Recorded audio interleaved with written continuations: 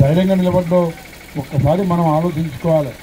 మనకు చిన్న చిన్న విషయాలకే మనం పంచాయతీలు పెట్టుకుంటుంటాం, అన్నదమ్ములే మరి తలకాయలు పలుకొట్టుకుంటుంటాం.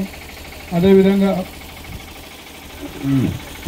సంవత్సరాలుగా మరి మాటలు కూడా ఉండవు గ్రామాలలో. మరి అట్టుండే వాళ్ళందరికీ వ్యతిరేకంగా పోరాడి మరి ఆనాడు బరోడా మహారాజు గైక్వాడ్ గారి ఆర్థిక సహకారంతో మరి మెరుగైన చురుకైన పిల్లాడు బాగా చదువుతున్నాడని చెప్పేసి వారికి అన్ని రకాలుగా వారు ఆర్థిక సాయం అందిస్తే అంబవాడేకర్ అనే ఒక గురువు గారి దగ్గర తను శిష్యుడిగా నేర్చుకున్నాడు కాబట్టి తన పేరు అంబేద్కర్గా పెట్టుకున్నాడు. తల్లి పేరు భీమాబాయి, తండ్రి రామ్జీ, మరి రామ్జీ సత్పాల్, మరి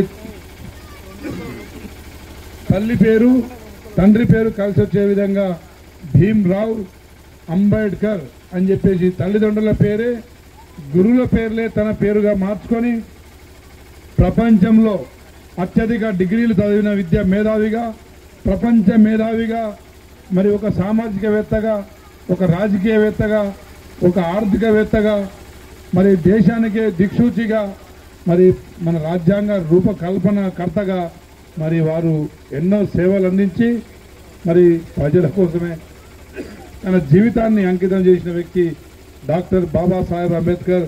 అందుకే కాంగ్రెస్